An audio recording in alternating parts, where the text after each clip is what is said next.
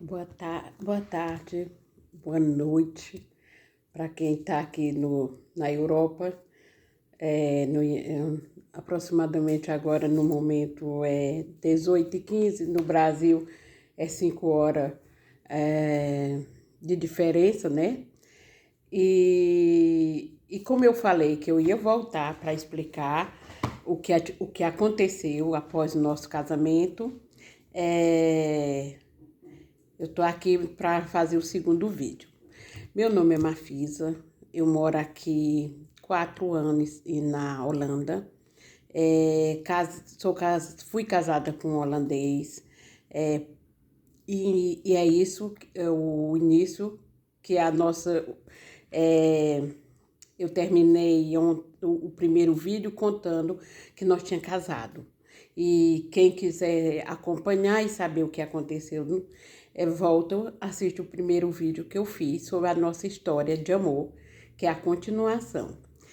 Então, quando chegou, nós casamos dia 12 de abril, foi uma festa maravilhosa, a gente dançou, ele comia muito e ele comia com prazer, sabe? Aquela pessoa que come com prazer. E ele programou tudo, pagou o buffet, os convidados, que foi poucas pessoas, mas foram aquelas pessoas que estavam comigo desde o começo. A filha, os netos dele, o genro, o cunhado da minha enteada, um amigo que se tornou meu amigo também, e também minha filha, que me ajudou em tudo.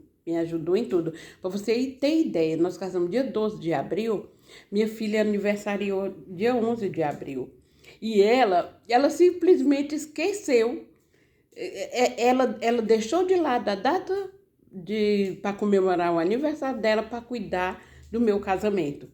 Ela foi assim para mim ela é um anjo, né? Que ela é quem está em todos... no meu círculo de vida, minha filha, eu digo para ela que ela não é uma filha, ela é uma mãe. É como se tivesse voltado, e eu tenho ela como fosse assim minha mãe. Eu confio, o meu suporte aqui é minha filha. E ela fez tudo, minha filha. Ela organizou o nosso casamento. Foi eu moro em apartamento, ela mora em casa. E aí o quintal dela é muito grande. Ela organizou tudo, comprou orquídea. Foi tudo muito bonito mesmo o nosso casamento. Aí nesse dia ele se divertiu, nós dançamos. Foi tudo um casamento normal, e ele, por incrível que pareça, não parecia que estava doente assim para morrer rápido, não estava. Ele estava muito, era assim, ele tinha um cansaço, porque realmente uma pessoa que fez 2 operações, dezembro e janeiro, no outro mês começou uma quimioterapia, realmente o corpo, para quem tinha 66 anos, ele estava muito forte para mim, né? Mas todo o procedimento que ele fez, ele praticamente tinha que estar cansado, né? Mas nesse dia foi tudo maravilhoso, tudo perfeito. Aí a gente foi, como era na casa da minha filha, a gente voltou para casa umas 11 horas, aí eu até brinquei com ele, porque nós estava no elevador e um casal de holandês entrou e eu tinha bebido vinho. Aí eu fui e falei assim, hoje nós casamos, é o dia mais feliz da minha vida. Aí os holandeses, refelicitei, parabéns. Foi muito bonito. E ele também, né?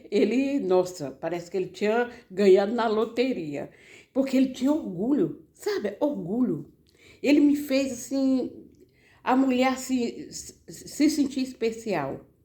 Eu tive um casamento de 30 anos, não que minha história terminou, teve o ciclo, vivi a história com meu ex-marido, Hoje nós somos amigos, é o pai das minhas filhas, do meu filho, mas foi, não vou dizer que foi ruim totalmente, porque não foi. Eu tive momentos felizes, como todo mundo passa no casamento, mas também tive muita infelicidade. E no caso dele, foi os 3 anos que marcou para mim, porque eu todo dia era feliz. Todo dia eu me sentia especial. O homem fazia eu me sentir realmente especial. Aí fomos casando, eu falei, agora nossa lua de mel, o que a gente vai fazer? Ele, calma, calma, que nós vamos ter nossa lua de mel. Deixa passar esse processo todo. Eu digo, eu tenho paciência, meu amor, eu tenho paciência, eu estou aqui com você. Aí a gente, como tinha tido a pausa, ele era para fazer a quarta quimioterapia no dia 14, no dia 19 de abril. No dia 19, como ele, nessa pausa que foi pedido para o nosso casamento, ele fez uma PET scan para saber, o médico queria saber como é que estaria, se ele, o que tinha acontecido durante essas 3 quimioterapias que ele tinha feito. Aí ele foi, fez, e aí a gente aguardou, quando a gente fosse no dia 19, né, que ia ser a quimioterapia, um dia antes ia ter uma consulta. Como ligaram, tudo. Só que quando ligaram, falaram para ele assim, senhor Marino, você não precisa vir, porque dia 23 de abril, você volta aqui. Aí eu falei assim, meu Marino, eu acho que você tá bem. Eu acho que você vai, talvez, ele tá fazendo 2 químio. Aqui é bem, que castiga muito, que depois eu vou falar sobre esse processo do que a gente passa também, porque a pessoa tá doente, mas quem tá junto com a pessoa passa tudo, você sente tudo. E você também é como se você estivesse também doente. Foi o que aconteceu comigo. Aí eu falei assim, meu marido, eu acho que agora você vai ser, talvez, diminuir a químio, porque ele tá fazendo a químio e a imunoterapia, que é uma mais branda, assim, ele fazia as 2 juntas. Tanto que quando ele chegava mesmo muito mal, muito sentindo os sintomas. A sorte é que quando nós morava perto do hospital, eu ia com ele, acompanhava ele, quando chegava já cuidava de tudo, ele ia deitar e tudo. E aí, quando foi nesse dia, eu fiquei feliz. Eu digo, nossa, o médico agora vai dar uma boa notícia para nós. Aí eu fui, acompanhei ele. Eu achei estranho, porque aqui os holandeses, eles marcam uma consulta, ou o que for qualquer compromisso que você for fazer, não precisa ser médico. Você tem que chegar na hora certa. Você chega na hora certa, eles estão ali. E se você não for, você tem até que pagar. É assim, e os holandeses, os que são holandeses, eles são muito... eles têm um compromisso naquela hora. Se você não chega naquela hora, para ele já é como se perdesse a confiança. Aí nós chegamos 30 minutos antes.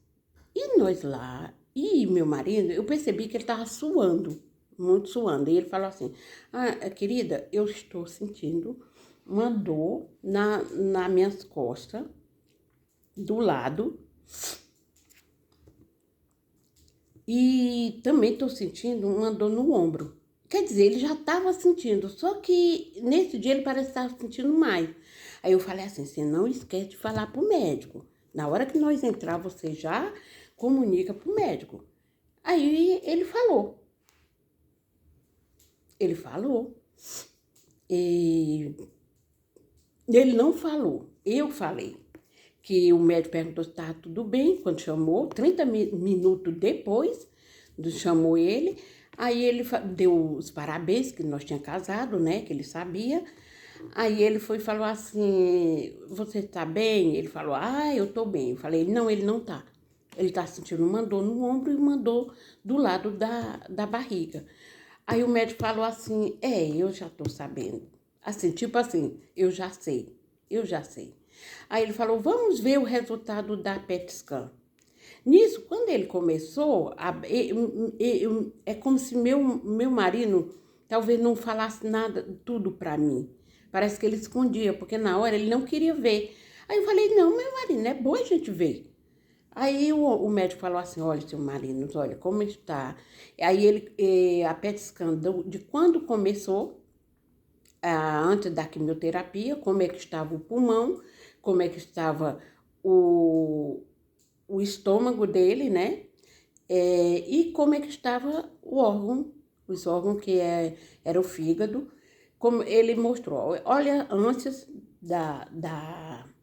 ele falou assim, olha aqui, antes da quimioterapia, do início da quimioterapia, como que estava o seu pulmão e o seu fígado. Realmente, eu vendo, estava tudo limpinho. Assim, é claro, sabe, assim, a gente vendo. E quando ele falou assim, e agora, depois que você fez, como é que está? Aí, no pulmão, já eu via uma bola muito grande e outras assim pequena, e o fígado também. Só que como eu ainda não sei muito o holandês, o idioma, para mim fica muito difícil assim acompanhar. Mesmo assim, o médico tentou me explicar. Olha, senhora, olha o que está acontecendo aqui. E o meu marido olhando também. Aí, só que ele falou assim, e aqui eles são muito direto.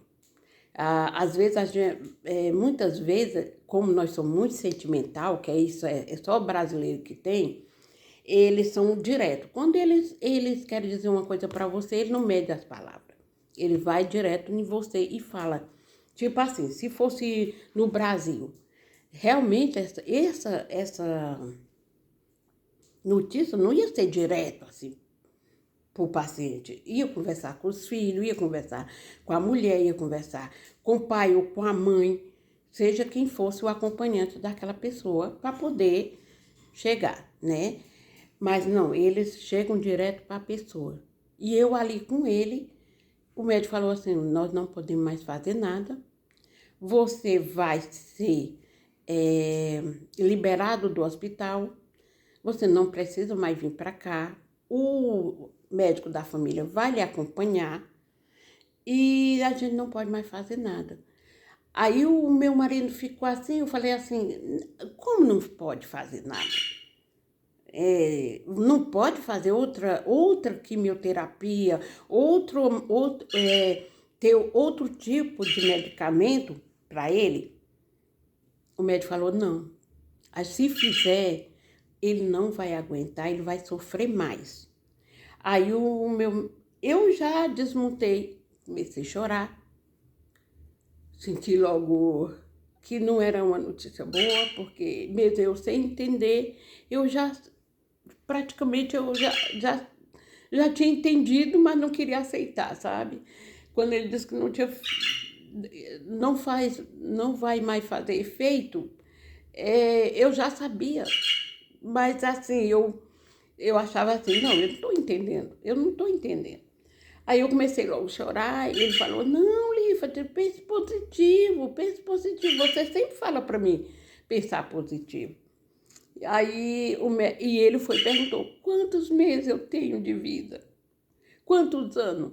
O médico falou assim, eu não sei, talvez 4, 5 meses. Aí eu falei, 4, 5 meses. Ele disse assim, esse é o tempo que pode ele se despedir da família, pode fazer isso. Eu vou conversar com o Rausart, ele não pode mais voltar para cá. Se ele voltar para cá, vai ser de outra forma, que não vamos simplesmente mudar, dar um medicamento para ele melhorar, porque não tem como o que fazer mais aqui. E foi isso que aconteceu. A gente ficou arrasado, eu comecei a chorar, ele ficou, que ele era muito forte, sabe, brincalhão, ele era uma pessoa muito alta astral, ele que me deu força, a Lífa de pense positivo, vai dar tudo certo. Foi assim que aconteceu lá. A gente voltou para casa em silêncio, sabe? A gente simplesmente não se olhava, só pegava na mão. Ele falava, vai ficar tudo bem, vai ficar tudo bem. Eu digo, tá bom, tá bom, tá bom, vamos. Aí, quando nós chegamos, nós não queríamos, não, nós deitamos, ficamos quietinhos. Aí ele foi falar assim, Lífade, vamos fazer assim, eu vou só ligar para minha filha e você liga para sua filha e a gente vai ficar só hoje deste jeito e amanhã a gente começa, vai mudar a nossa vida. Não vamos ficar pensando nisso. Eu digo, é mesmo, sabe, meu marido, que você tem razão. Vamos continuar. Quem dá a vida é Deus, não é o médico. Ele deu um parecer da ciência, mas ele não é Deus. Deus dá a vida. Deus sabe a hora de recolher. E ele disse, é mesmo. Até nisso aí ele estava comendo normal. Mas eu não sei se foi a notícia, se foi a maneira como eles falaram para ele. Quando foi no outro dia, ele começou a comer, no outro dia já mudou, sabe? Ele mudou assim, parece que não aceitava a comida. E nisso ele também foi marcado já para falar com o médico da família. A filha dele veio acompanhar, até porque eu não sabia, não sei ainda dominar o holandês. Eu entendo uma coisa, às vezes é outra. Aí ela veio, acompanhou a gente. Quando chegou lá, a médica falou assim, porque aqui tem a eutanásia, né? Você tem o direito de, se você não quer sofrer, você pode marcar o dia que quer morrer. Marca, dá uma injeção e você vai, como aconteceu até com o pai dele. Aí ele foi falar assim, olha, a médica, Marina, a gente tá sabendo, o médico do hospital ligou pra gente, vamos fazer, marcar a eutanásia. E ele falou assim, eu não quero fazer eutanásia, eu não quero fazer. Aí olhou para a médica, olha, a médica falando, querendo colocar na cabeça dele, falou, não, eu não quero fazer. Aí eu fui, ela olhava para mim, sabia que eu era a esposa, e olhava para a filha dele. Aí eu fui e falei assim, e ela foi perguntou a ele, e o que é que você quer fazer, senhor marido? Ele falou assim, eu quero fazer sexo com a minha esposa. Aí todo mundo riu, sabe? Porque ele disse assim, eu casei dia 12, eu queria ter a lua de mel com a minha esposa. Aí ela, pode fazer isso mesmo, pode fazer isso. Só porque ele era muito brincalhão, sabe? Ele era uma pessoa de luz, ele era de luz. Aí a gente foi, aconteceu que a gente pegou,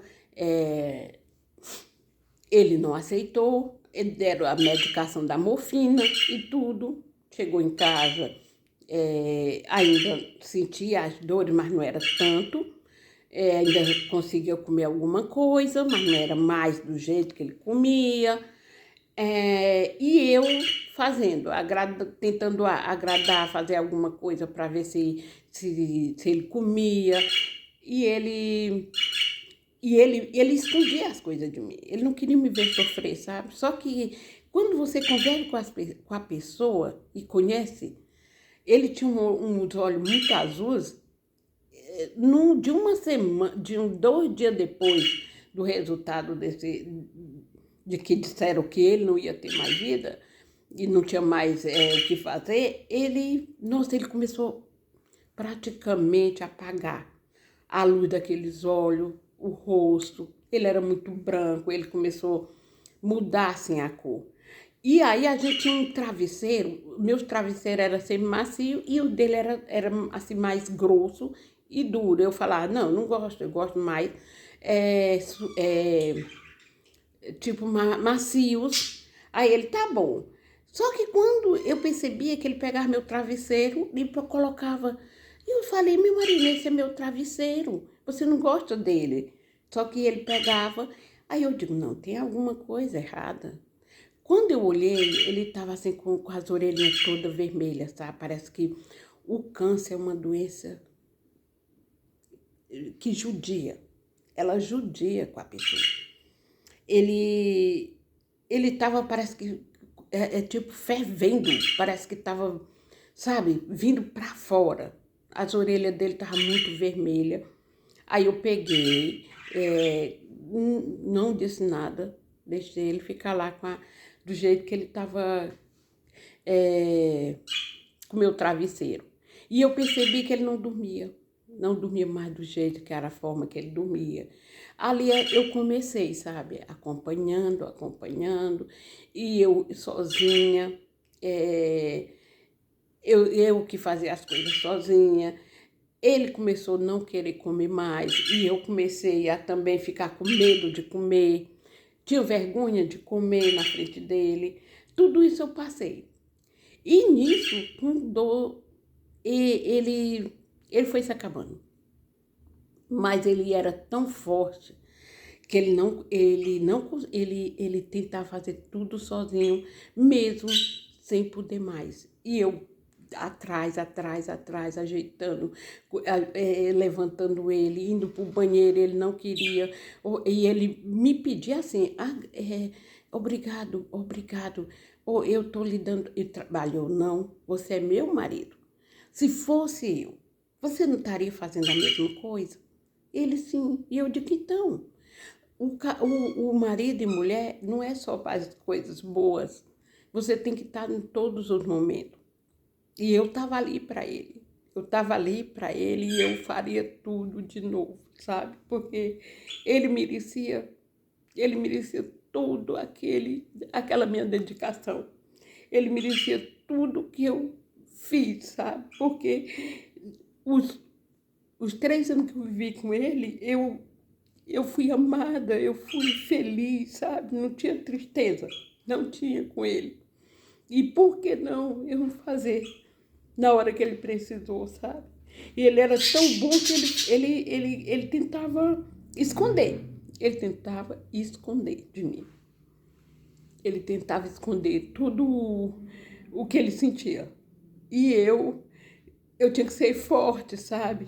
Eu tinha que ser forte, eu tinha que dizer, meu marido vai passar, né? Ele disse assim, vai passar, nós vamos ser felizes.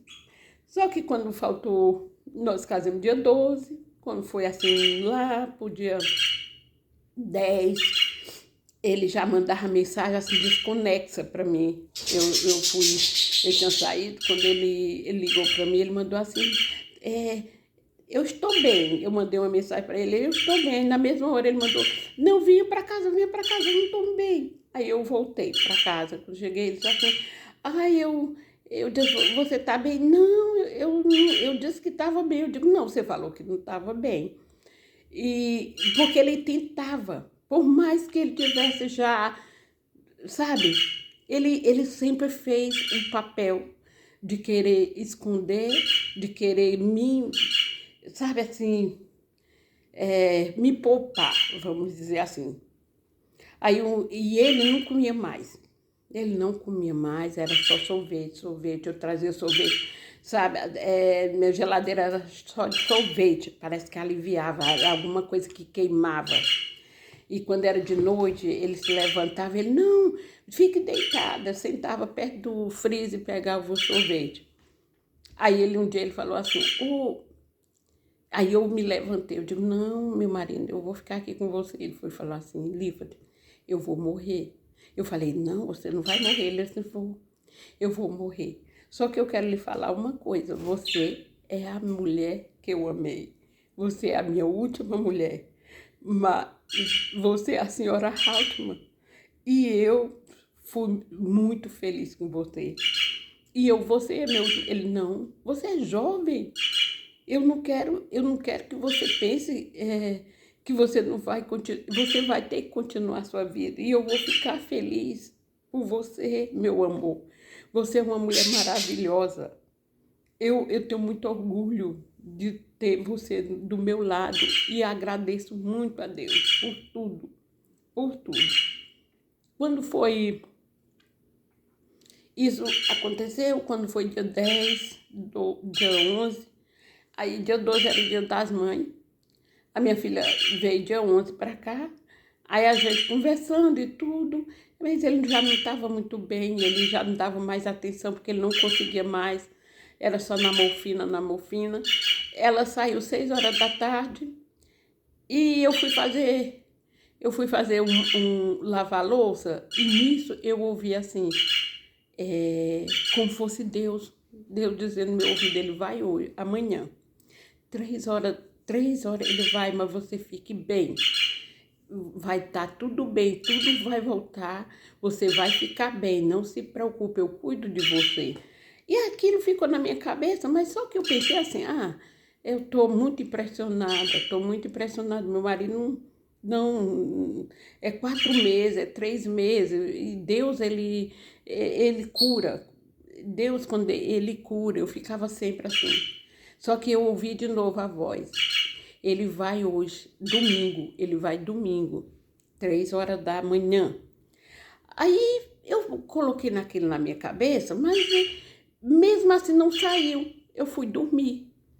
Quer dizer, eu fui me deitar, porque dormir eu não dormi. Ele dormia assim atravessado, eu não conseguia mais dormir, porque ele não conseguia mais ficar do jeito, da forma normal para dormir. E eu fiquei nos pés dele. E eu fiquei acompanhando a noite inteira com ele, a noite inteira. E nisso, quando deu 3 horas, ele acordou. Ele acordou e falou, e disse assim, Lífate, querida, e eu estou aqui, que eu deixava já a luz acesa. E ele, que hora é? Ele, 3 horas, 3 horas da manhã. Ele falou assim, 3 horas da manhã?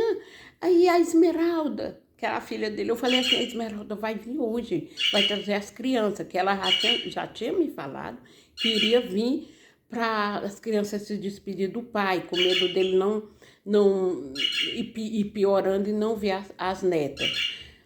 Aí ele, e o Felício? O Felício é meu genro. Ele falou assim, ele vai vir. Eu disse assim, você quer que eu ligue pro Felício? Não, não, não, não.